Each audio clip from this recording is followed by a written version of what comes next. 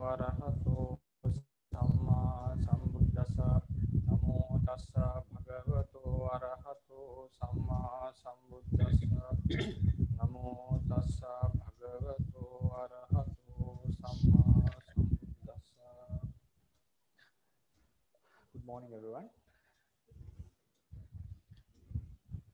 I think last time we discussed about, we gave an introduction to the existence according to the Theravada literature. So today I'll be continuing from that point. Before that, I'll take a few minutes to give a briefing on what we have discussed so far. According to the chart, I hope you can see. Is it clear, Sally? Yes, Pandey. Okay. So this is the generation of Nama and Rupas continuing. We also discussed the Nama and Rupa, Chitta and Chetasika are called Nama, consciousness and mental factors. Rupa are the qualities of matter. They all arise in clusters.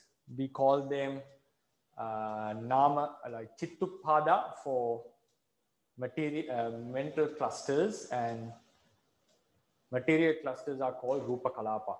Chittupada and Rupa Kalapa, they always arise in groups. As soon as they arise, they pass away. But they remain in generations. Even though they pass away, another Rupa Kalapa or another Chittupada would arise, and they keep on continuing. Then in the continuation, for instance, we take this as the moment of now. There are going to be more Rupa Kalapa and Chittupadas arising in this life. If we take this as the present life, this part, then what happens, as long as the karma, the force of karma remains, supported by avidya and tanha, ignorance and craving, supported by ignorance and craving, the karma, the actions we have done, the force of the actions are capable of giving a result. So here we, even though we have marked it so as, because if we take this instant as now, it has not yet given the results. So we can show there's a possibility of karma giving a result.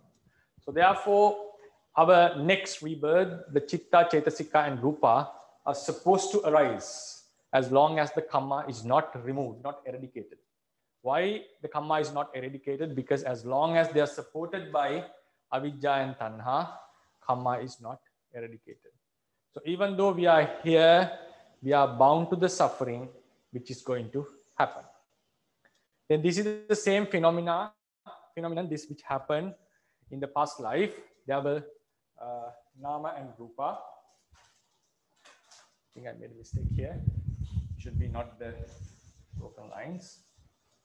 Nama and Rupa process was here.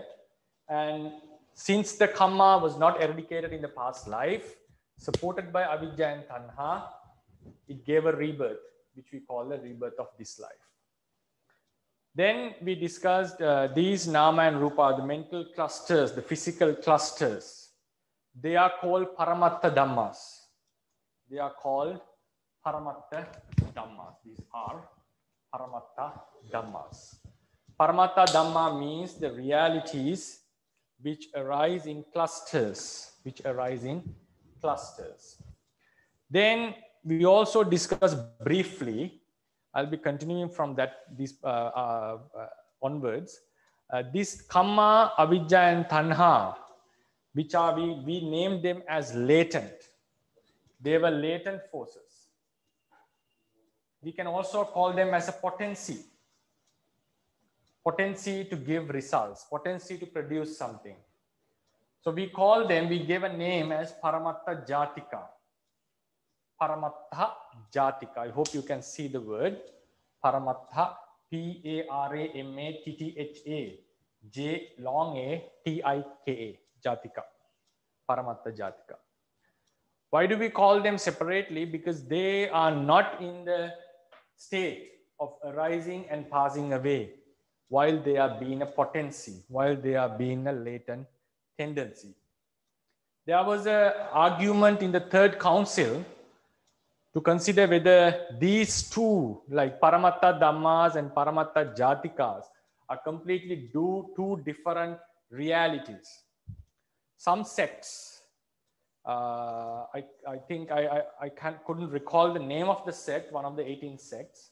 They suggested that they are two different realities. But according to the Theravadians, the Arahant Moggaliputta Tissa didn't agree upon that. So he suggested that this is another stage of the Paramatta Dhammas. It's not a different reality. It is a one kind of a stage. We'll be discussing them in further lectures. So I'll just go on from here. Then we also talk about another reality. Reality means another state called Anuppanna Dhammas. Dhammas which has not arisen yet. Non-arisen. Non-arisen realities. Non-arisen. But they are supposed to arise. To our modern thought, it seems like this is a future reality, something which is going to come. So it's not necessarily that we consider them as a reality because it has not arisen yet. So this can be a good argument. We'll discuss this about this point in maybe another few lectures. What does it mean? So according to Buddhist philosophy, especially the Theravadians, these realities which are supposed to arise. Why they are supposed to arise? Because their cause is not eradicated yet. So when their cause is not eradicated, as a cause prevails in the mind stream, their arising can be predicted. It is supposed to happen. So this, we call it this, the process of Nama and Rupa, we call it the suffering. This suffering, we are not freed from that suffering. So it's also one kind of an ultimate state, according to the Theravadians. It means if something, we are bound with something which is going to happen, as long as the cause prevails uneradicated, the result which is going to happen, even we are at this moment, we are bound with this suffering. We are not freed from that suffering. So that's why the Buddha mentions in some suttas that in many occasions he mentioned the Putujjana, the beings wandering in samsara, are not freed from suffering. They are bound with the suffering. They are in suffering. So when he say he's in suffering, there are two types of sufferings. The suffering that we encounter in this life at the moment, the suffering of making a life, suffering of finding the food, suffering of making a living. It is indeed a suffering. But there is going to be a countless amount of suffering which is waiting for us. So therefore, we are not free from that suffering. For instance, if we are supposed to face certain punishment in another few days, maybe in another month, though we have not encountered it, we normally say, I'm not a free man. I'm not in a happy state. Why is that? It may come or it may not come. That is okay. That depends on certain conditions.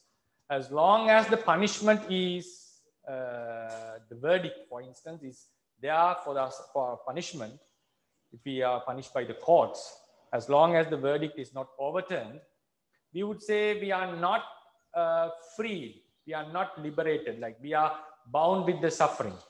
So we can feel this suffering. That's why we say we feel like we are not free. We cannot remain as free as before, because we are going to face a certain punishment given by the courts. Likewise, that these kind of suffering which is going to come, we can feel it, we can sense it. Why is that? We have certain experiences on that.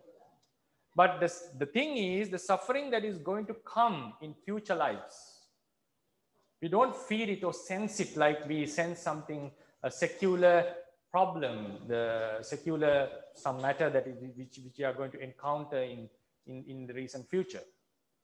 That is why we don't sense it much. There is a stage in the Vipassana meditation, which we call the knowledge of rising and falling. We call Udayabhya Jnana.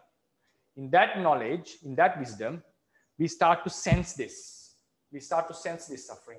That wisdom is followed by another few types of wisdoms, which gives more emphasis on the suffering of the samsara. So at those moments like Bhayatupatthana, Adinava, Munchitu, Adinava, Nibbida, these are Pali words, like the yogi the meditator starts to feel the real suffering of the samsara. At that time, a great focus is given towards the suffering which is going to come. So therefore, this suffering is called Anupanna Dhamma, Anupanna suffering, Dukkha, which is called the suffering or the realities which are not arisen yet, but their causes are prevailing. So as long as their cause is prevailing, these states, these suffering or realities which have not arisen yet are considered as a state to which we are bound. So these are the few points that we discussed. There were some questions raised by certain listeners. I would talk there. Like someone asked me whether these Paramatta Jatika and Anupanna Dhammas and also Paramatta Dhammas, is there a relationship? Yes, there is a great relationship with them. These are the realities that we discuss in Dhamma. These are different. We can call Paramatta Jatika. Out of the realities, a certain realities remains in this kind of a state. Certain realities out of them, not all. Certain realities remains in this kind of a state. All the realities can be found in this state. So when this non-arisen suffering arises, that time we encounter the suffering. So in the end, the suffering is the thing that we experience. The thing that we experience is the real suffering. So the thing is now when we come into this stage, the chitta cetasikas would arise and they keep on arising. So that is what the real suffering is. So real suffering is going to happen. It has not happened yet. That is a true fact. It has not happened yet, but it is going to happen. So we are bound with that. So according to the Buddha's philosophy, we are not freed from that suffering. So we consider it as the suffering is in a certain stage. We are bound with that. So this is the lecture, the essence of the previous lecture. So now I'll move to today's topic. So what is an ultimacy? Now the topic is ultimacy, the natures of the existence. So now we move into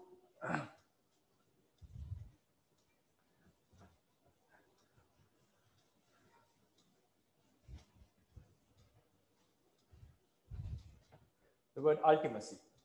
What is, I would write it, ultimacy is a subject, like it is an idea, what really exists. So what is the meaning of this ultimacy? In Pali, we translate as Paramatta. Paramatta. The meaning of the word, I'm not going into word formations based on Pali. The essence of this word, the essence it conveys is, this denotes the nature of a reality, nature of an existing or reality that exists. Nature of an existing reality, something which exists. If something exists, it has that existing nature. The word Paramatta conveys this existing quality of a reality. The word Paramatta denotes the existing quality of a reality. There are few types of existences, which we are going to discuss with the lessons. One type of existence is it comes into a state of arising, passing. Like it comes into from non-existent, it comes into existence. Like it can be felt. It comes into the arising, persisting, and passing away. For instance, a chitta which was not there before arises, exists, and passes away, and it is no more. This moment, during this moment, we call it is existing.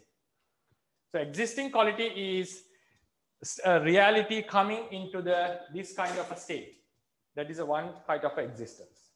Another type of existence is if something has its own intrinsic nature, I should write in a different color, suppose, having an own intrinsic nature,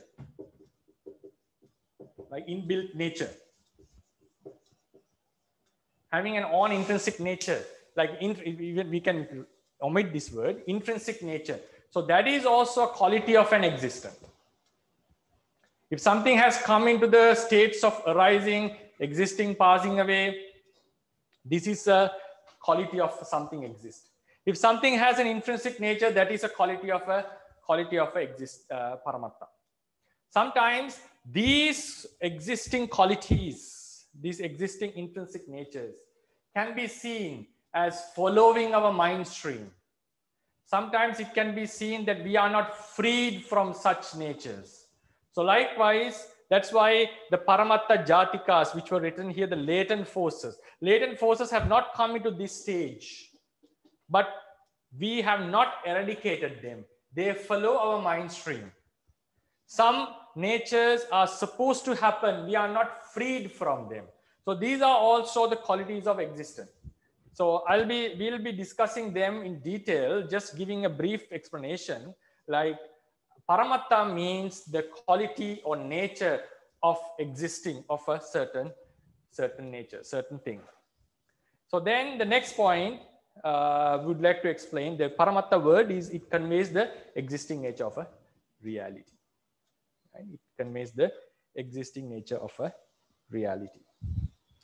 Then the next point is the ultimacy explained in Buddhist teachings is something that can be observed. It is not something completely hidden. There was a Greek philosopher called Anaximander. He suggested that everything in the world sprung out from a quality called aperion. Maybe I'm not accurate in the pronunciation. This is how it is pronounced. Aperion. Aperion.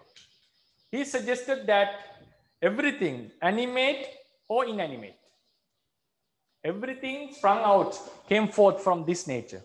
And he said this is not observable by any means.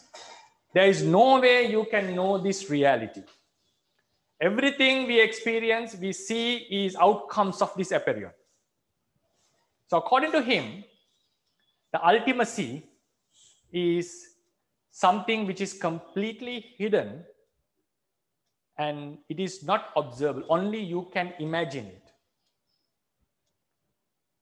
But according to the Theravadians, the reality, ultimacy, is something that can be empirically observed. Empirically means with the five senses.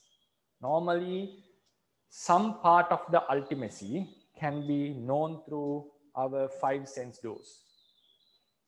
Some part of the reality can be known through our consciousness, the mind door. Some part of the reality can be inferred, known with like anumana, we call in Pali, inferred, like we can guess or we can imagine about such, based on facts, not just a mere fabrication of the mind, not a mere imagination. It's like we can imagine based on certain facts. So some ultimate realities, ultimate states have to be attained, like the nirvana. Nirvana is a state you attain. So it's so therefore the ultimacy in the Theravada tradition is observe. Some part of the ultimacy observable, some part has to be inferred, some part has to be attained. So if I write them like observable,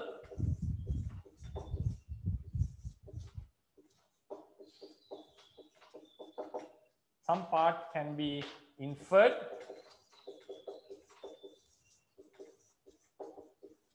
then some have to be attained,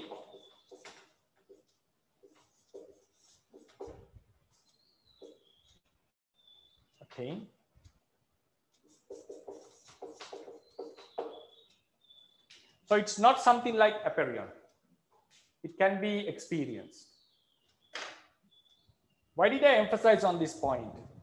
So when we talk about philosophies which call about an ultimacy, sometimes the listeners may think about ultimacy is always something which is hidden. May think that something is which is always hidden. But according to Theravadians, ultimacy is the world is made out of ultimacy. What we experience is the ultimacy. What we experience is the ultimacy. I think some of you are aware of an idea called concept in Buddhism. Concept. The word concept in Pali, I think some of you have heard about such a word called concept. We normally say in Theravada tradition, ultimacy is what we directly experience. But you have also heard that there's a word called concept. Concept, we in Pali, I'll be also giving the Pali words because it's much, if you get used to that, it's much easier. Panyati. Right? Panyati. It's easy to convey the idea. I know for some mother tongues, this may be completely alien, but it's easy to express the word if you are able to know these meanings. It may take time. Anyway, the word concept and panyati, which is opposite to ultimacy.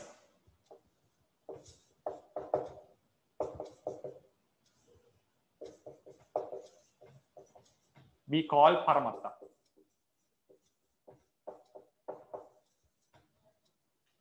What does it mean? I said our experience, what we experience is mostly is the ultimacy. Then also I think you would have heard, as the people have some a listener of Buddhism, mostly, there is always a concept that our mind is occupied by concepts. I think you have heard that we don't experience the ultimacy. We are living in a conceptual world. That's true, according to Theravadians. What happens is, in our five senses, what we do is, what we experience in the beginning is the ultimacy. Why do I say so? For instance, color is the ultimate reality. Color is a part of ultimacy. When we look into the world, we see the color. So our first initial experience is color. But what happens? When we see the color, we synthesize or we create a certain idea that this is a man, this is my friend, this is myself. So these are concepts. To understand the difference of ultimacy and concept, we have to thoroughly study the ultimacy. There's no other way. So what happens is, initially we experience the ultimacy, then we come into we create concept. Our mind synthesizes or creates certain concepts. Seeing a color, we think, this is my friend, this is my parent, this is my children, this is myself, which does not exist in the ultimate sense. Then if you want to, now this is where we live in concepts mostly. We live in concepts. But if you want to go back into the ultimacy, because these naturally we go into this stage. If you want to go back into the ultimacy, you have to break down the concept, mentally break down the concept, and go back to ultimacy. Go back to ultimacy. I think you have heard in certain Buddhist teachings, like books, if you want to come into ultimacy, you have to break the concept. It's a very famous saying. Ultimacy is covered by concepts. So if you want to understand the ultimacy, break down the concept. Breaking down means mentally analyze them. What does it mean? We are talking about this stage. After we have created the concepts, our minds, if you want to go back to the ultimacy, you break it and come into this. So we normally say, when we understand the ultimacy, we have to dig into the concept. So ultimacy is hidden in concept. That is the normal saying. But according to the tradition, the philosophy, before the concept, what we experience is the ultimacy. We hear a sound. Hearing on it, we think this is the sound of my beloved ones. This is my sound. This is a very sweet sound. We create certain concepts. Sweet sound means this is a sweet sound of such a person and so forth. This is that person is talking. So what we experience through 5 senses is the ultimate. To be true, if I become more precise on this, the 5 sense doors cannot cognize or know the concepts. The 5 senses are never sensitive to the concepts. It is only sensitive to the ultimacy, the sound, the color, the smell, the taste, the touch. They are all ultimate realities according to the Theravada tradition. If someone argues scientifically, these are secondary. Some of them are secondary qualities like sound, taste, smell, color are secondary. But according to the Eastern, like Theravadians, these are basic qualities. So I'm talking about from the Theravada standpoint. So according to the Theravadians, what we experience basically is ultimacy. Upon that experience, we create certain concepts like this is myself, this is my friend, and so forth. And we tend to live on these concepts.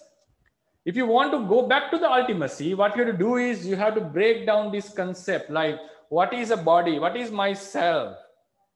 It is a constitution of body parts. So we divide the body parts again into further. Then we come into certain particles.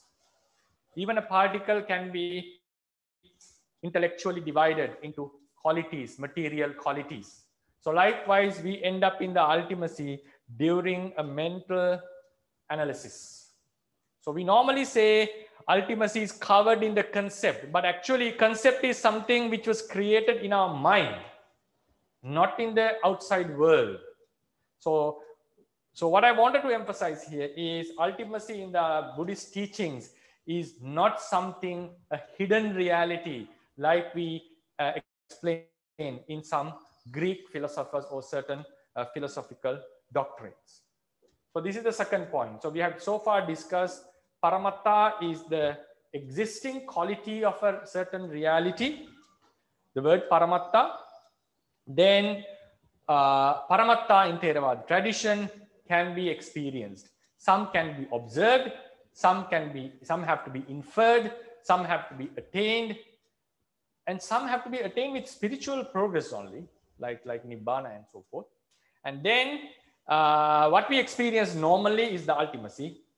Concept is something we create in our minds. The word saying, that's why someone can get confused. We normally say ultimacy is hidden in concept. What does it mean? It is hidden to our mind in a concept. Why is that? We normally experience the ultimacy, then we synthesize or create a certain concept in our mind. Our mind takes the ultimacy in different forms, like as one thing. So then we tend to live in it. So if you want to go back to the ultimacy, we have to break this down. So what we are doing in Vipassana meditation is, when we encounter certain objects, we reduces this length of our mind taking a concept. So according to the Mahasi Sayadaw, who was a well-renowned Mahathera in Burma, whose meditation technique has spread far across in the entire Buddhist world, he suggests that what a yogi is doing in developing meditation, this ultimacy, normally we go from ultimacy to concept and we tend to live on it, but a person who wants to investigate would break down the concept and come into ultimacy. A Vipassana yogi would go from ultimacy to ultimacy, not into concepts, and keep on living in the ultimacy. As long as he is practicing, not on the other moments, as long as he is practicing, he doesn't let the mind to create these concepts. So Vipassana yogi, highly developed one, seeing upon a person like a color, he would consider as just a color, mere color, not as self, not as my friend and so forth. So what does it mean? When we say the ultimacy is hidden in the concept, it's not, ultimacy is not hidden in a concept outside, like it is our mind that hides the ultimacy with the concept. So that is a point that I want just to emphasize, because sometimes certain things that we have heard could lead to confusion with what I said. Then the next point is, which is a very important fundamental, the ultimacy explained in the Theravada tradition is independent of the observer. In simple terms, we are talking, Theravadians talking about an objective reality. This is a philosophical term. Objective reality. It's not subjective reality. What does it mean by subjective reality? Subjective reality means the world is entirely created in our mind. For instance, now, I think some of you have heard, the entire world is a creation of your mind. Everything is created by your mind. There are certain teachings, so forth. But Theravadians are not in that part. They would say there is an objective reality. It means whether you observe or not, the reality does exist. Reality does exist. We take a simple example. Think about in the forest, Amazon forest. Think about Amazon forest. There are lots of ample of trees.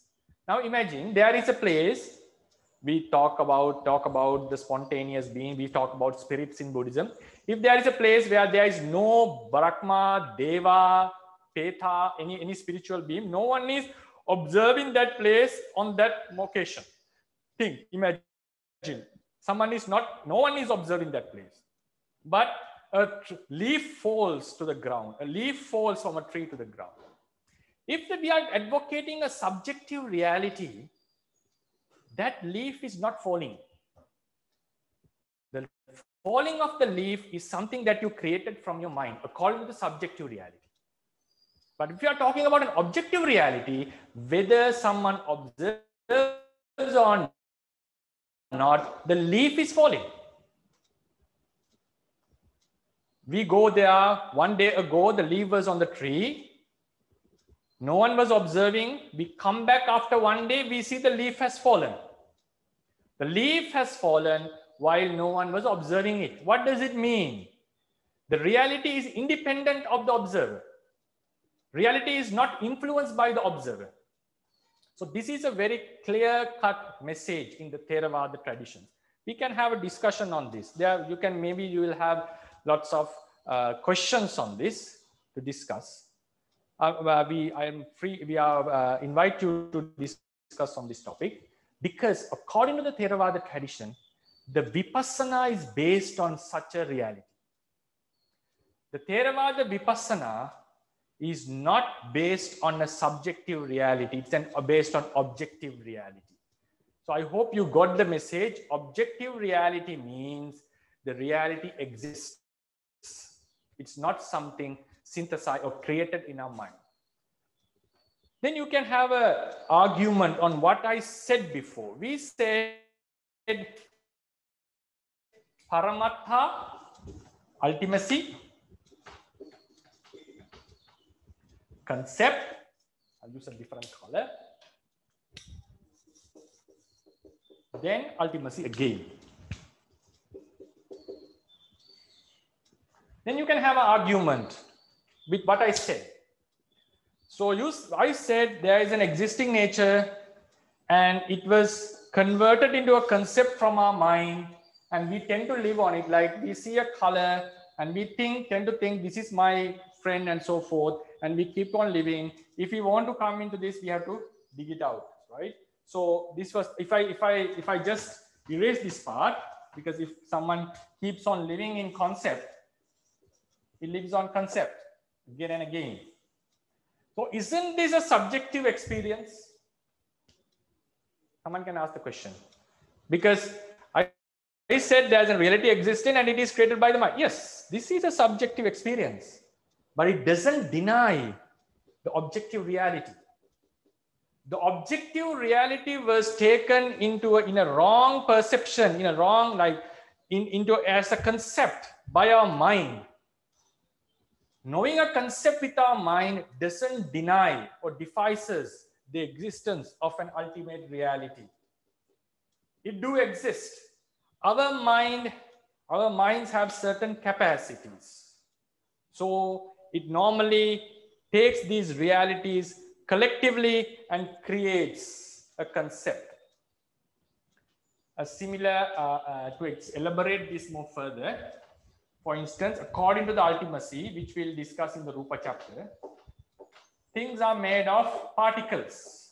Also, according to science, things are made out of particles. For instance, we take this as a, how do you call it? Okay, we call it a table, right? It's made out of particles, according to the ultimacy. So what our mind does is, mind takes this as a one thing, not as a combination of groups of realities. Even scientifically, this is made out of subatomic particles. But we don't see the subatomic particles because our eye is not sensitive to such detailed observation. And it also has a shutter speed of 24, right? 24 shutter speed. So it is not capable of knowing how the reality is changing. So our minds have certain capacities. So it experiences the ultimacy, experiencing the ultimacy. Then you have a question, does this ultimacy can be experienced? So this was like explaining this is made out of particles. In these particles have a certain color. So when we see, we are not able to see the entire reality. There is some quality called color in each and every particle. That color can be felt with our eyes. So we say color is an ultimate reality because there is color here, smell here, touch here, the hardness, all ultimate qualities are found here. Only few become sensitive at a time. Here, when we see with our eyes, only one ultimate reality is sensitive to us. So looking upon that ultimate reality, just the color, mere color, we create it as a disk in the mind. So this idea is not created this is the way the mind took the object. This is how it considered, right? This we talk about when we come to the idea of object, the arammana. So this is how the mind considered about this reality. So it's true, this is a subjective thing, but the initial stage of the mind took the ultimate reality, the color. It took the five senses was sensitive, these are color. So what does it mean? Even though we create a concept in the mind and we tend to live in it, it doesn't deny the idea of objective reality. So in Vipassana meditation, a wise person, what he does is, he breaks this concept and comes into the ultimacy again. So then his mind is capable of knowing, understanding the table, for instance, as a bunch of realities. So this is called Vipassana, knowing the truth as it is. What is the truth? Truth is that this was a combination of realities. Knowing it as a combination of realities is the Vipassana meditation. So in other words, what is the idea of Vipassana meditation? We become sensitive to the objective reality. We become sensitive to the objective reality. So according to Theravadians, the reality is independent of the observer. It's not a merely subjective experience. Such subjective experience was preached by certain Buddhist sects. Especially there was a Buddhist school called Yogacara, which advocated that everything is in the mind. But the Theravadians deny that. They are explaining an objective reality. Because I'm just giving coming into the reality yet. So we'll discuss about this, how it can be verified with the teachings, especially with the suttas, how the Buddha has advocated the objective reality. So the last part of today's lecture is, now I'll be also again drawing what we saw in the beginning, like the diagram. So this is the past life, and this was the nama and rupa, the matter process. Then we come to the present life, and this is the point. It has not arisen yet. Then supposed to arise. These are supposed to arise. This is this present life. Rupa has arisen so far. This is the rupa that is supposed to arise in this life. So further, then we talk about kamma, which gave the rebirth. And there is a kamma. There are kammas in present life which can give rebirth. If we eradicate the kamma, we can be freed from that suffering, which is going to happen. Then we have avijja and tanha, ignorance and craving, supporting avijja and tanha.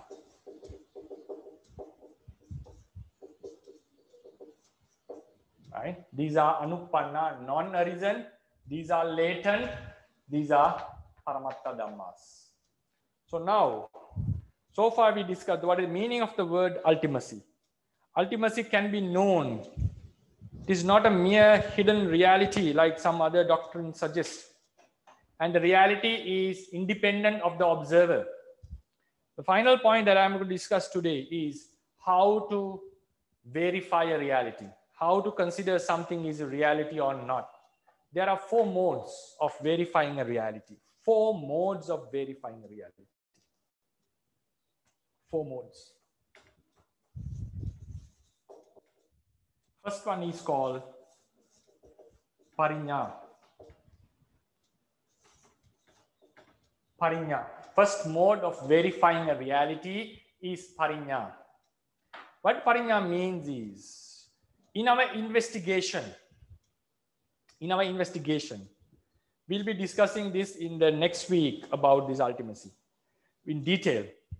Parinya, in our investigation, now we saw ultimacy, concept, ultimacy. So when we need to break down the concept in order to go back to the ultimacy. So when in this intellectual analysis, if we can sense a certain quality during our intellectual analysis, if we can sense a certain quality in our intellectual analysis, that quality is suitable for the act of parinya. Parinya means investigating and finding out an intrinsic quality. I'll repeat it again. Parinya means the act of investigating till we find an intrinsic quality. So when we investigate the idea of a person, we find it is a combination of mind and matter. So matter is the body normally. That body is a constitution of body parts. These body parts can also be divided into particles. So then we come into the smallest particle, which cannot be divided physically. We zoom it. According to Theravadians, this is a particle that takes space, which takes space and which is made out of a material. So if it is made out of a substance, it is a substance. According to the Theravadians, this substance is a combination of 4 great qualities. We call it great word because it is found abundantly. 4 qualities. The hardness is there. Hardness is not a thing, it's a quality. That hardness is confined to a certain area because of innerward cohesion, innerward force. Then there is certain heat to protect or to stabilize it.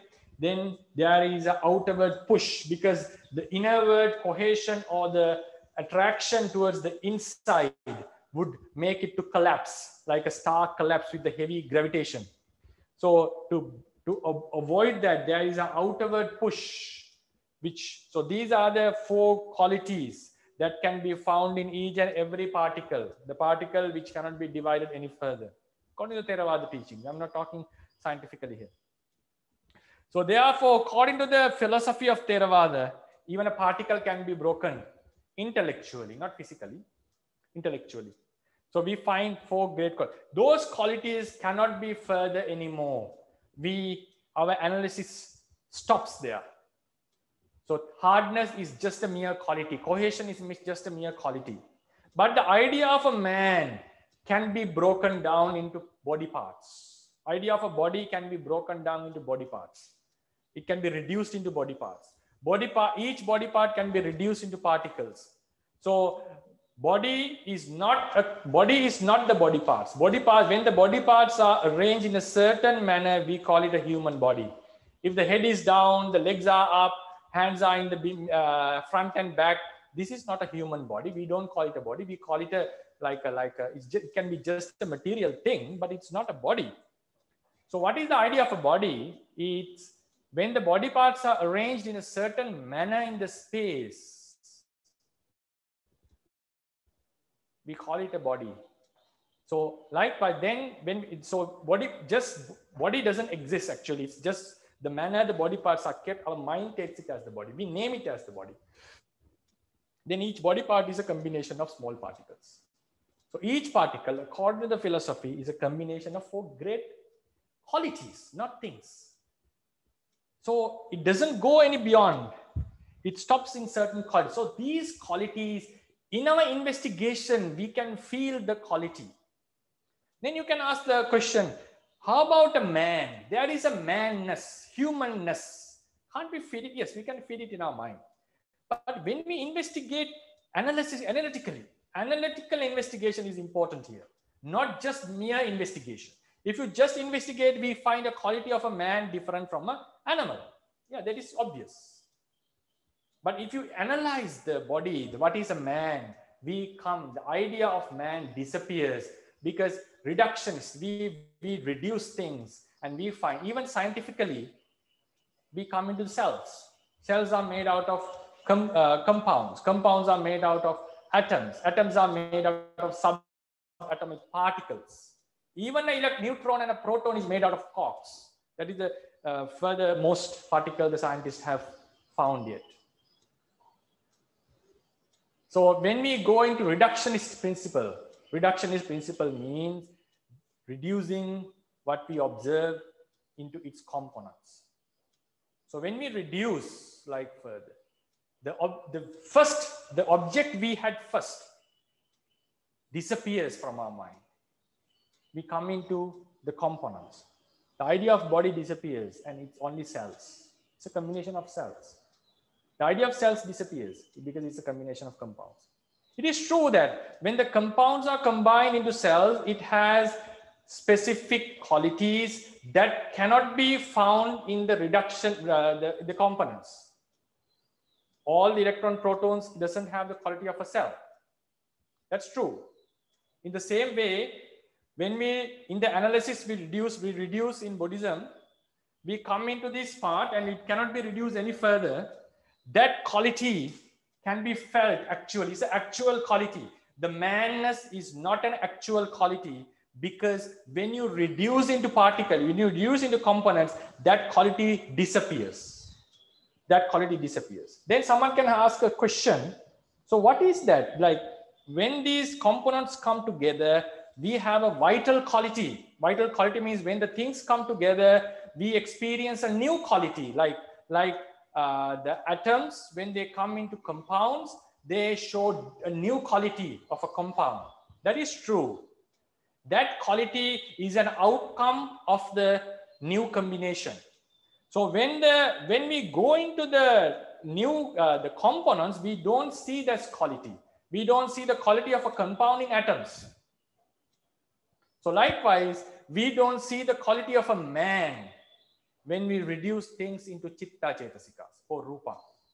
We don't see the quality of an organ when we reduce it into particles. We don't see the quality of a particle when we reduce it into the qualities. Qualities cannot be reduced any further. So they are tangible knowable qualities. So if something, this is a very, it can be daunting to some people. I'll be discussing this next week about this analysis in detail. So if something can, a quality, if some quality can be felt, that quality suits the act of parinya. So chitta, nama, rupa, when we investigate the person, we end up in nama and rupa, and it cannot be further divided. It cannot be further reduced into any particle. So it is a, so if something can be, if some quality can be felt, we call it's an ultimate essence. Then the second quality, second mode of verifying the ultimate reality is bhavana. These are easy to understand. Bhavana. Bhavana means when we repeat a certain quality, when we repeat a certain act, what happens? It gets intensified. It can be intensified. It gets intensified. I'm using an abstract term like what calling happening. Normally intensify is a transitive verb. So it gets intensified. It gets in, the quality increases. So it's a simple thing. We develop concentration. We meditate every day. Day by day, our concentration increases. If you have meditated 1 hour, one month, 1 year, you can see the difference. And if you have practiced well, you can see how the quality of concentration has increased. So the thing is, the argument is, if the quality of something can be increased, what does it mean? In the first place, it existed. Otherwise, you cannot increase its quality. If something can be, the qualities can be increased, in first place, it has to exist. Why do we say so? Logically, because we know if you do this, this will increase. If you don't do this, it will not, it will decrease. The Buddha has given the methods. It's not only Buddha, anyone can reach this, like this, like if you develop certain good habits, you will have these qualities. It is observable in the normal world. So if we can have a mode, like you do this, like for example, if you take the Buddha's teachings, Buddha has mentioned the modes to increase your good qualities. So if you follow them, it will increase. If you don't follow them, it will not increase. It will decrease. Or if you follow the opposite things, it may decrease. The quality may reduce. So what does this infers? What does this implies? The reality has to exist in the first place to get increased. So therefore, if something can be developed, it is something reality which exists. Then the third point is pahana. Bhavana is development. Parinya is investigating. So if sometimes a quality can be in the analytical investigation, we can call analytical investigation. In analytical investigation, if something can be felt and cannot be reduced any further, that reality fits to parinya. If some quality can be developed, it fits to bhavana. If something can be eradicated, pahana, it fits to pahana, can be eradicated. For something to eradicate, it has to exist in the first place. So we know in Buddhism, we eradicate avidya and tanha. We eradicate kamma. Kamma eradication is a little bit different, but we can focus on this. We eradicate avidya and tanha. So this paramatta jatika, this state, the latent state do exist. How can we verify this? We know it has to be eradicated. Buddha has clearly advocated that. Now think about the moment we eradicate. The moment we eradicate, we call it the magga. Magga is the noble path. I think most of you are aware. I suppose all of you are aware. Most of you, the magga phala, the attainment, liberation. The moment we liberate, normally we become noble beings. At that time, very pure mind arises, eradicating the defilements. In that pure mind, when the magga arises, avidya and tanha is cut off. In this magga, which arises and pass away, it happens in a one mind moment. There is no defilements in it. It is freed from defilements, utterly pure from defilements. Even this magga cannot be known with defilements. Magga doesn't mean my name, actually. Magga means the path here. My name is Magga Vihari, actually. So the one who dwells in the mud, path, so far couldn't come into this state. So this Magga, which is the noble attainment, eradicates the defilements.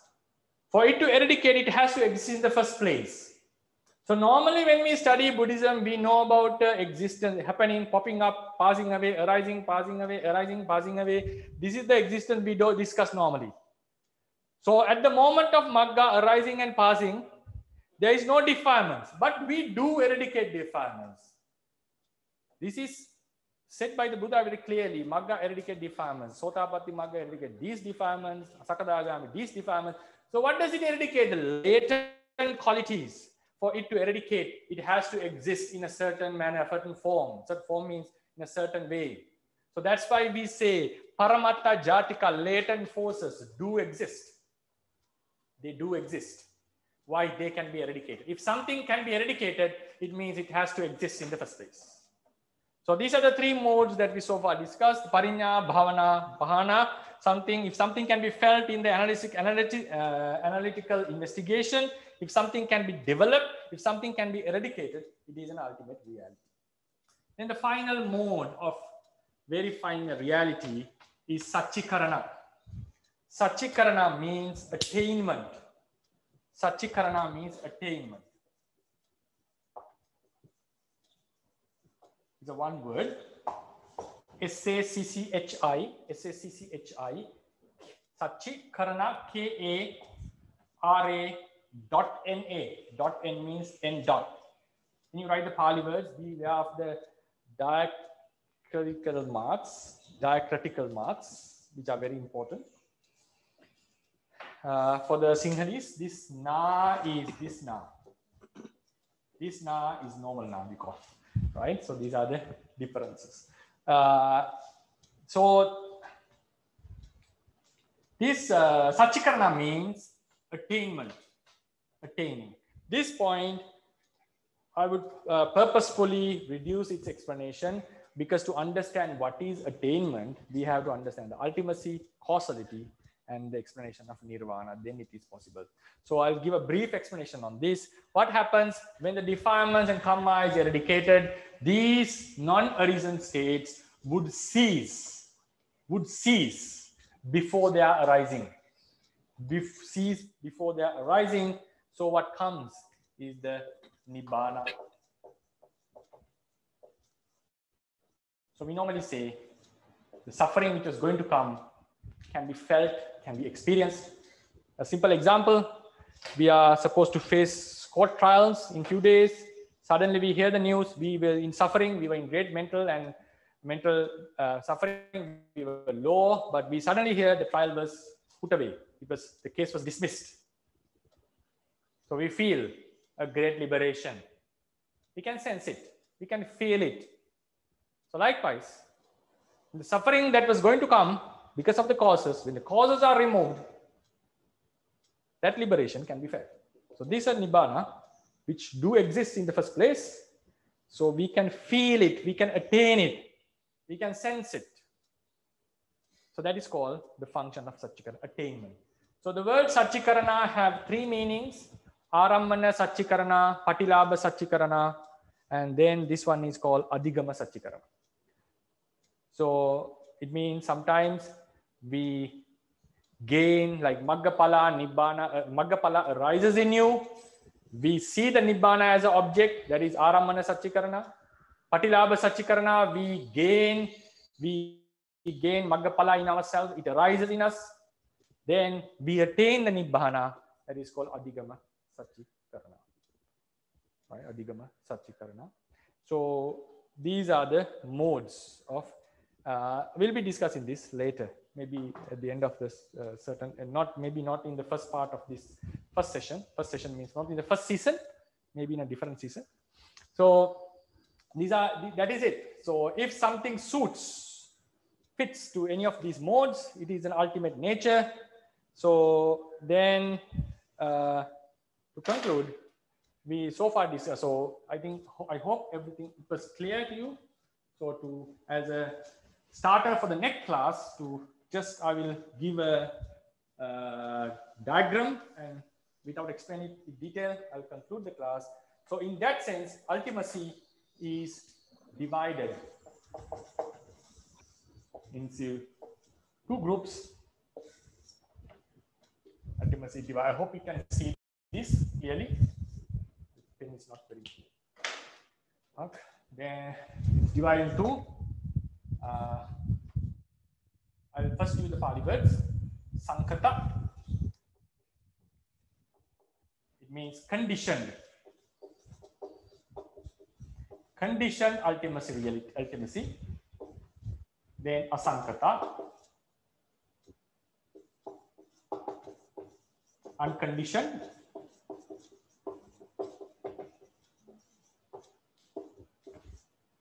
Unconditioned. So this conditioned ultimacy reality is fourfold. I'll just give you the description, not the explanations. Paramatta Dhamma, ultimate realities which arise and pass away. Then Uppadino Dhamma,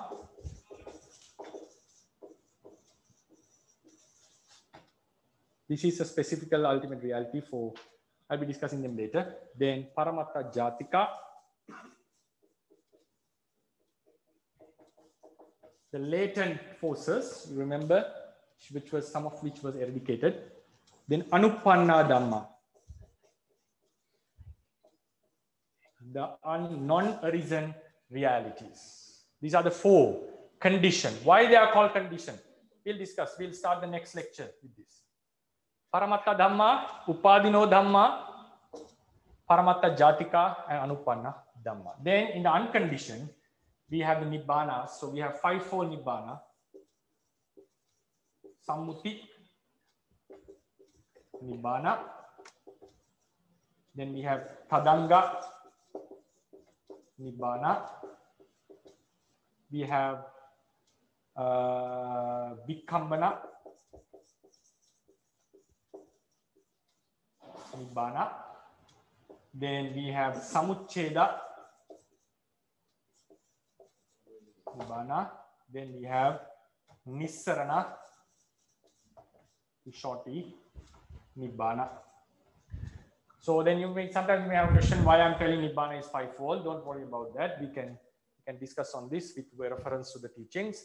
Now you can, an easy question that you can ask is, what is the Nibbana we are aspiring for? Ultimacy, better write in black.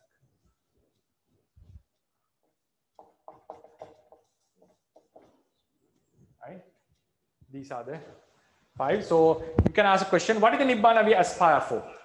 What is the Nibbana we wish to attain? These are the last two. Right? These are the last two. These Nibbanas, this Nibbana is attained with jhana, and also sometimes with vipassana. These two Nibbana we attain in daily lives. Nibbana. But the thing is, you go into that state, you come out of that state. You go into that state, you come out of that state. This is the permanent state. Like you go in, you go attain that, no coming back. So this is the Nibbana we aspire for. This is the lecture concluding. I conclude the lecture giving this point for the next week. So the forum is open for you to ask questions. Yeah. So I received 3 questions. So I'll first answer them. Can the main root character of Lobha change to dosa and dosa change into moha and so forth? Are they interchangeable? This answer for this can be given in the next week directly. So I'll just give a short answer. No. Lobha is an ultimate reality which has its own characteristic. I mentioned the word own intrinsic nature. So remember the own intrinsic nature.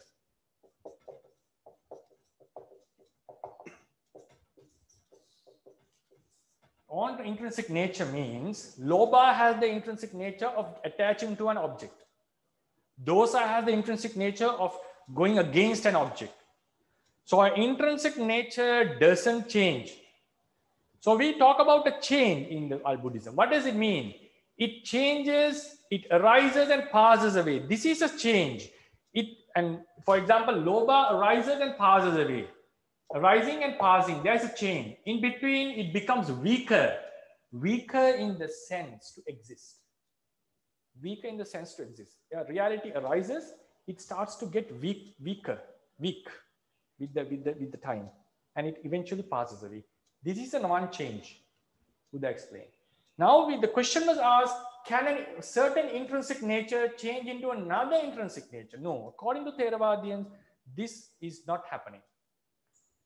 But the question may come, yes, lobha causes, because of lobha we get dosa, because of dosa we get moha. Yeah, that's true.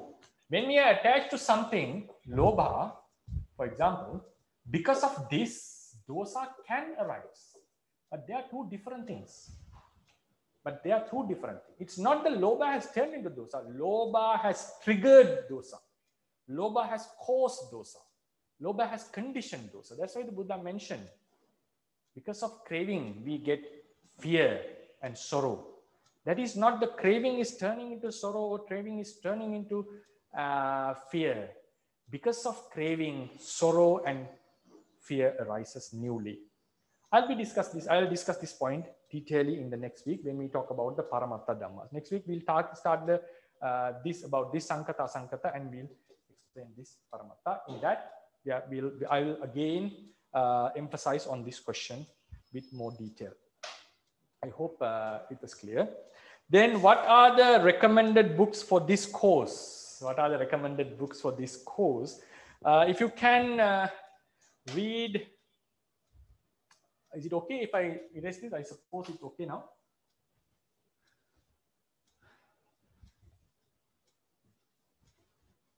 There is a very comprehensively written book. The name also is comprehensive. Comprehensive Manual of Abhidhamma.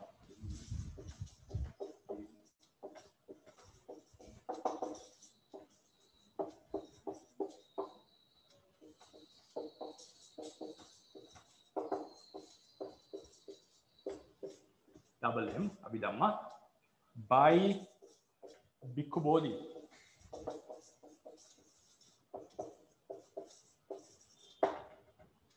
Comprehensive Manual of Abhidhamma by Bhikkhu Bodhi. If you have read this, if you are reading this with the lectures, it will be a great assistance to understand this lecture.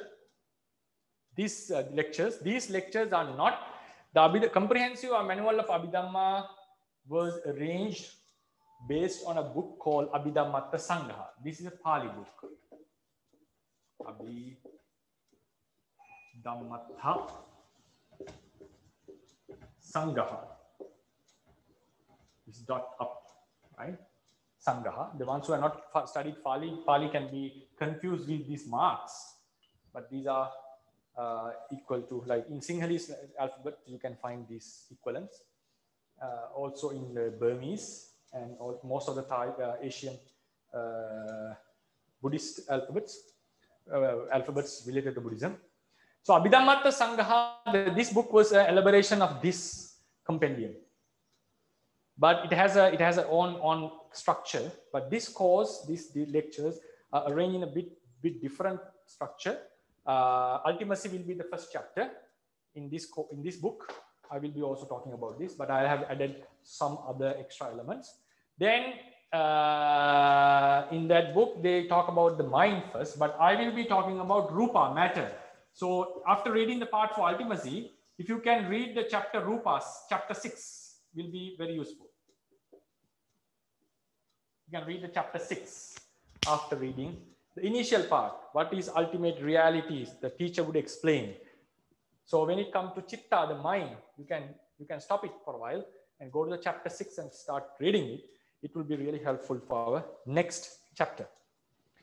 What is the meaning? Kinam Puranang Navang Natti Sambhavang. That was something we discussed last week. And which is related to, due to a question asked on Kamma. Kinang Puranang means, I'll be giving a very short explanation because this is related to the Kamma chapter. When I talk about the Kamma causality chapter, I'll be talking about it very clearly. Now, Kinang Puranang,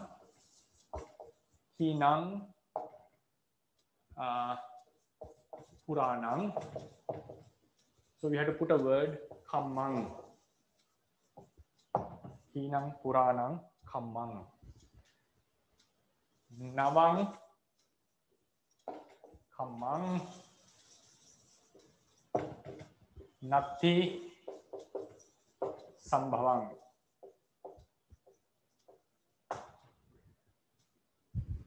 Navan Natti Sambhavang. So I'll just give you the meaning on this, not the grammatical analysis of the sentence. Hinam Puranang Kammang means Arahant, before Arahanthood, he has done a lot of Kamma. But after Arahanthood, immediately after the Arahanthood, those Kammas are unable to give a rebirth. Hinam Puranam means the past Kammas he has done become unable to give rebirth. So we call his past Kammas are exhausted. Not all the past Kammas. Like you remember the diagram? So the new results cannot happen. The Kamma which can give a rebirth is exhausted. But the past Kamma which can give result during his course of life is not exhausted. So there are two types of Kamma. Kamma which can give results like in the remaining part of the life are not exhausted. That's why Mahamoggallana faced Kamma Vipaka. Buddha faced Kamma Vipaka. But what has been exhausted? The Kamma that can give new results. So when we talk about the ancient Kamma, destructing the ancient Kamma, we have to first say Kamma that can give a rebirth and Kamma that is giving results during the remaining course of the life. The Kamma that can give a rebirth is exhausted. Navang Natti Sambhavang means, Navang Kammang Natti Sambhavang means, after his Arahanthood, the actions which he is going to do afterwards are not going to be Kammas, new Kammas. I'll repeat again. After the Arahanthood, all the actions he doesn't become new Kammas. So they are not implanting a certain force in the mind stream. So this is the nature of an Arahant. So Arahant has certain amount of Kamma. That is the Kamma which would give results in the remaining part of the life. The remaining part of the life. So Arahant is not fully freed from Kamma. That's why some Arahants had to experience suffering and some had to experience happiness. And the Buddha got lots of pleasures, blisses because of his past merits. I hope you got the answer.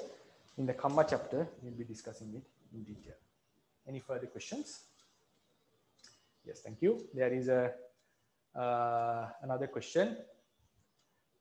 Can it be said that Paramatta Dhamma can be purified by Samadhi and Paramatta Jatika can be purified by Vipassana? Okay, it's a question like we had Paramatta Dhammas which arise and pass away. Can it be purified by Samadhi? And Paramatta Jatika can be purified by Vipassana.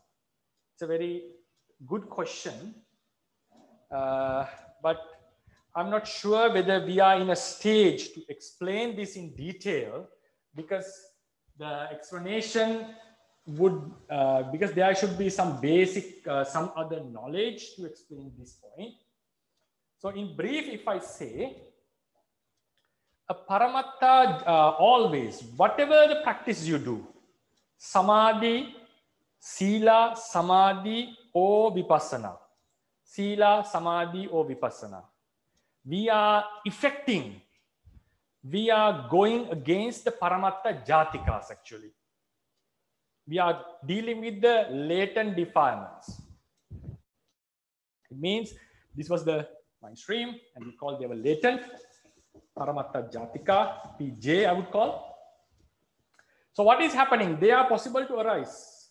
So if you do Samadhi, for example, Samadhi S develop, what we are doing is we are suppressing these latent defilements. The moment of Samadhi, there is no defilements in the mind. It has already arisen. This is a purified state. What happens?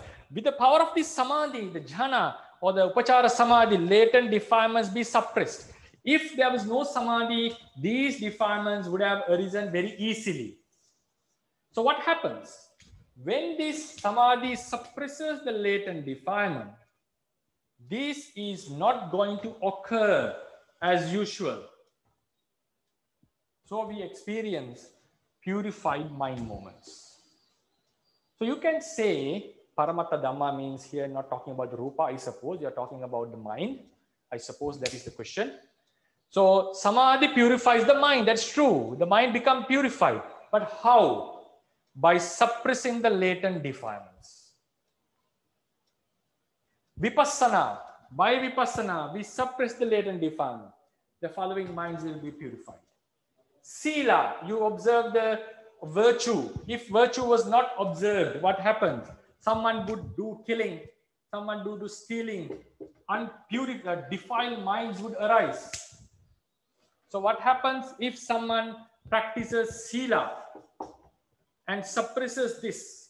He's not going to do killing anymore as long as these latent defilements are activated, breaking the Sila. So with all the wholesome practices mentioned in the Buddhist teachings, what we do is we suppress the latent defilements.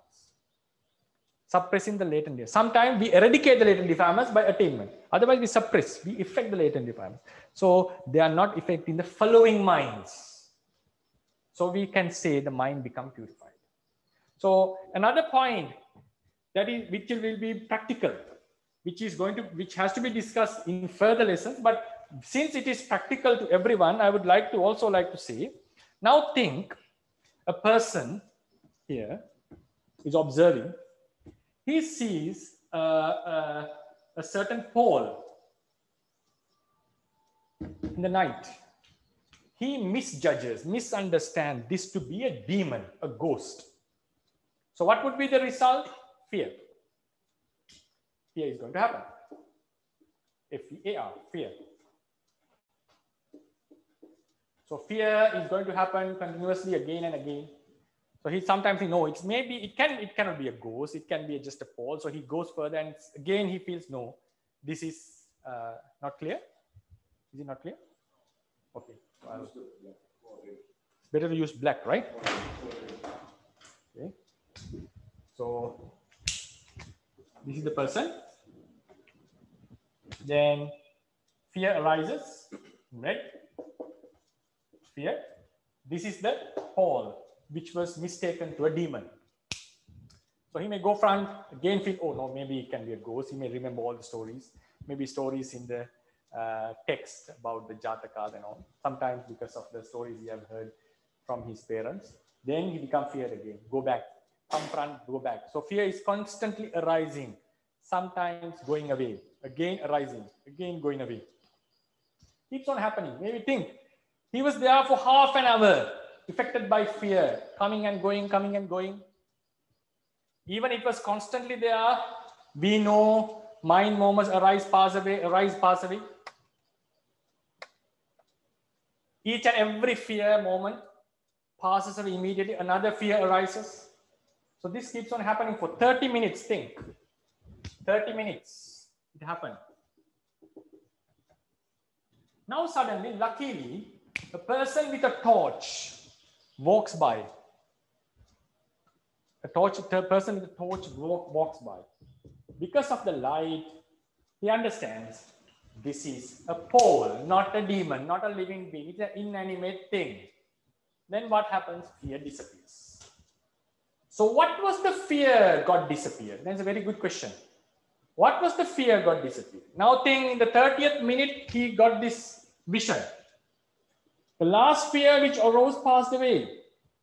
So as he saw the thing, this is the mind he saw the reality. So the reality means the demon. So what happens? The remaining mind moments are not going to be fear. So what we say, his fear was subdued, his fear was removed. So was this fear removed? No, it arose and passed away, Even the last fear arose and passed away. So then with another eye consciousness, he saw the thing. Fear is not happening. So what was the fear which was subdued? This is a very good question because this fear already passed away naturally. So what was the fear he got rid of? It's very important in Buddhist teachings. What happened? The fear was agitated. The latent fear got activated, we call. There is a Pali word for that. I'll just write it. Arammana. It's long word, sorry for this. Adiggahita.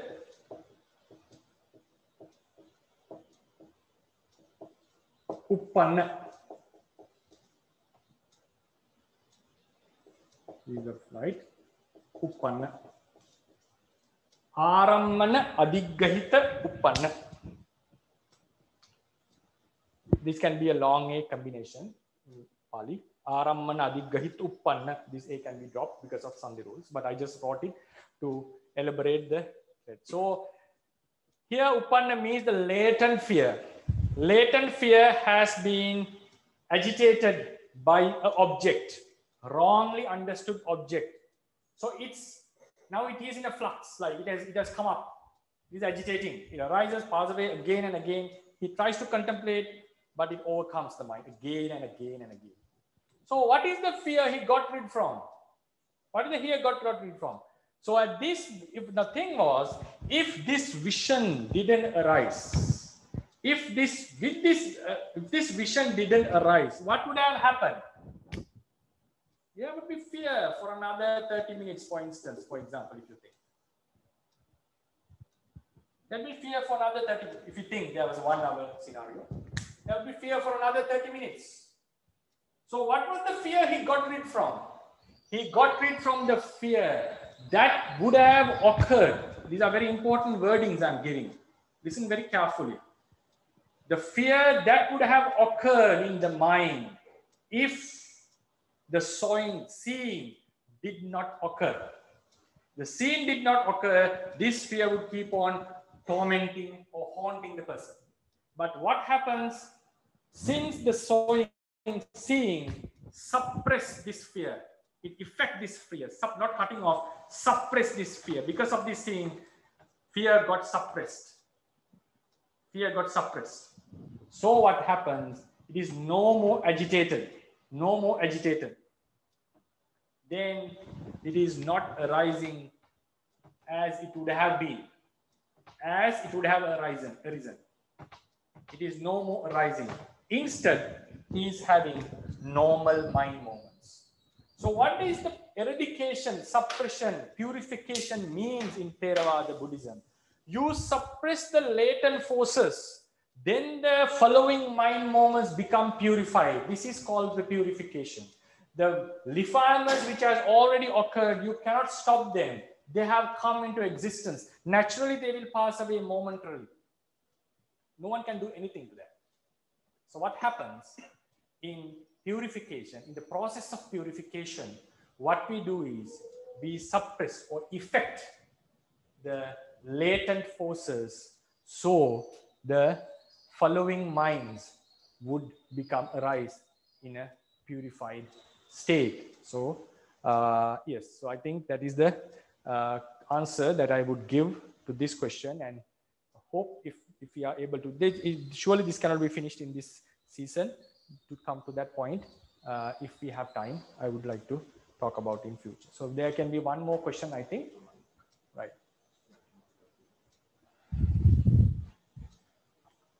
There is only one Nibbana, or there are 4 Nibbana realities. There is only one Nibbana, or there are 4 Nibbana realities. Yeah, it's normally an obvious question when I give 4, 5 Asankata Nibbanas. I hope I didn't erase your notes. I hope it was done. Sorry, if not. So I said there are 5 types of Nibbana. So it's an obvious question. We all know there's one Nibbana. We discuss about the Nibbana and we aspire to attain it. And it is called the highest bliss. So it's a very obvious question. Thank you for that question. So this is, now for that, we have to understand the philosophy behind Nibbana. In Buddhist teachings, Nibbana has to be explained in 2 ways. I'll be giving a very brief explanation. Since it needs lots of backup knowledge to explain it detailedly according to the teaching. Even the commentators had to make two approaches to explain what Nibbana is. One way to explain Nibbana do exist. So what the commentators say, don't find any logic. Don't try to think how it could be, because the Buddha has mentioned and the beings have liberated, have attained it. So it does exist. That's the one way of explanation. It's an unconditioned nature. Like for example, that unconditioned nature is covered by the skandhas, the aggregates. Like the silence was already there, simile, just a simile. Silence was already there, it was covered by the sound. It was obstructed by the sound, we call. When the sound stops, silence doesn't arise. The already existing silence get manifested, right? The silence was there, sound came. So what happens when the sound ceases? The Nibbana get manifested. The silence get manifested. So likewise, Nibbana do exist according to one approach. The second approach of explaining Nibbana is what we saw in the diagram. The causes are there because of causes, right? This is the continuation. Some suffering is supposed to happen, for instance. Or if you think this is the now moment. Causes are there, some suffering is going to happen. Possibility is there.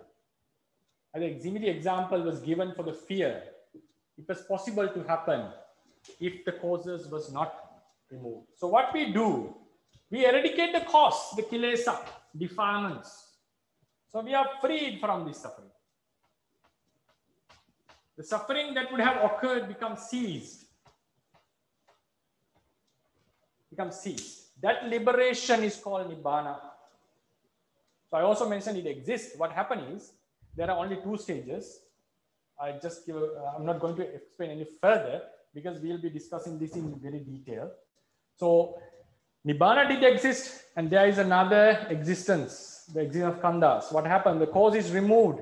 That would have happened. I gave this same simile last week also.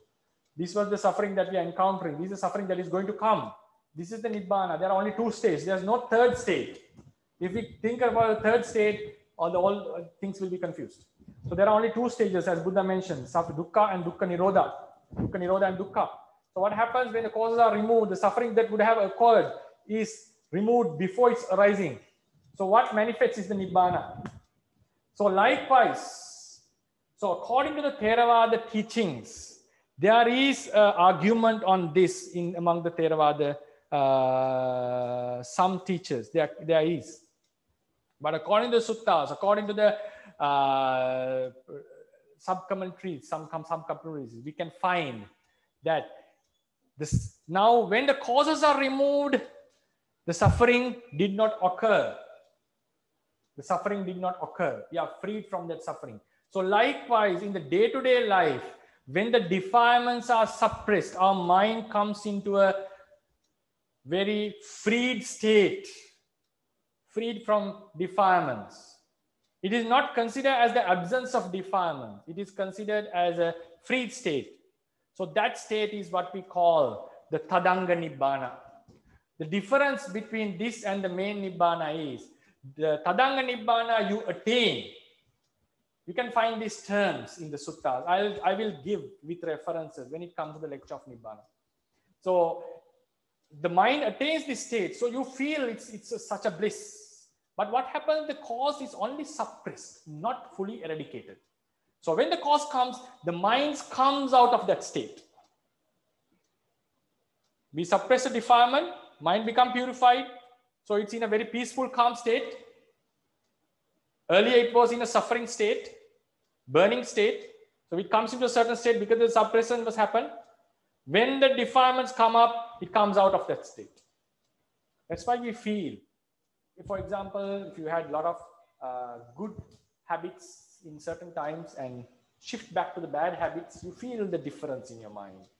It's not only someone can argue, isn't it the mind states that you can feel This is the mind state that you can feel. No, there is something else there. There is something else that is called a blissful state. So in Buddhist teachings, we find this Tadanga Nibbana, Vikambana Nibbana, and also a state called Sammuti Nibbana.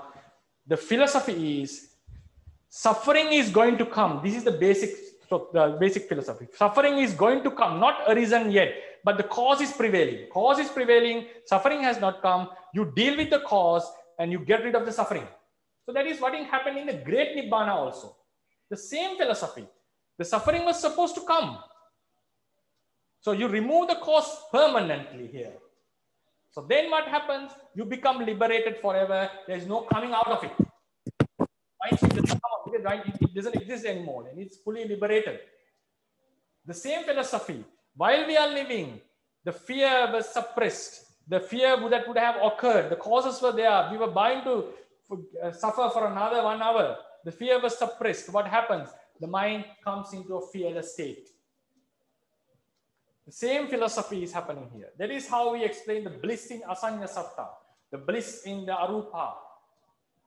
We have to explain Nibbana based on the suffering that is going to come. In brief, Nibbana means a state that is attained.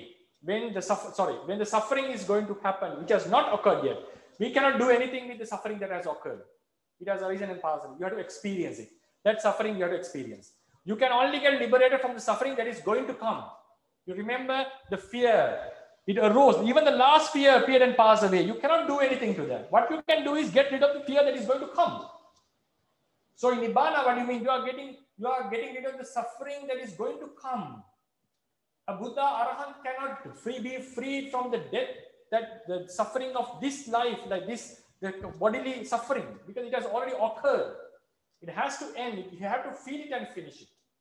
Only thing, the suffering that is going to go, suffering of defilements and the suffering from that life onwards, we can deal with it. What to do it? Just suppress or remove the cause and we'll be free from the suffering. So that philosophy is the basis of the Great Nibbana, and that can be applied to the liberations we attain in day-to-day life by suppressing the defilements, by greatly suppressing the defilements by jhanas and so forth.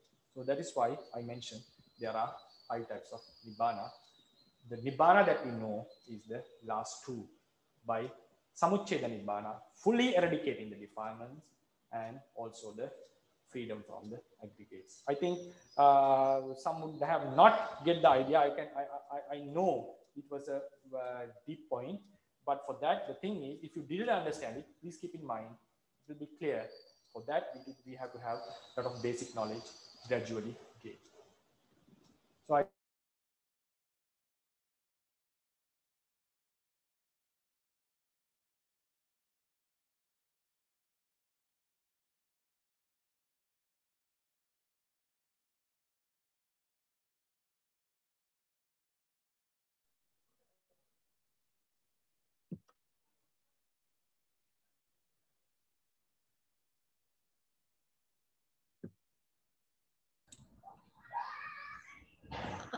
Hello, Pandey.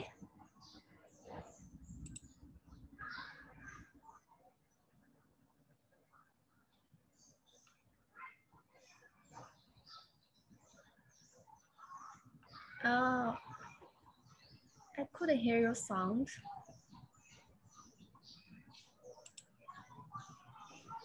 Pandey, you may need to unmute your mic.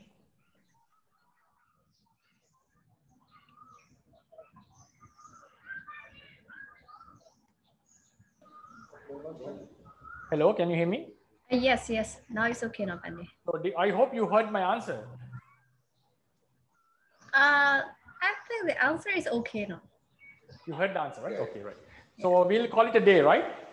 Yes, Pandey. Okay.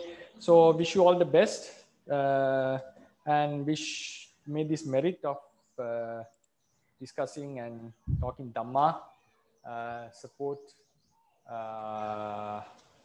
the merit that accumulated by this. May this be assistance for success in this life and also the following lives and to attain the nirvana. And also I wish with this merit, may the teachings of the Buddha, which leads to the ultimate bliss, would remain in the world for a long time. So we'll say Buddha Sasanang Chirantithatu 3 times and conclude the lecture. Buddha Sasanang Chirantithatu, Buddha Sasanang Chirantithatu, Buddha Sasanang Chirantithatu.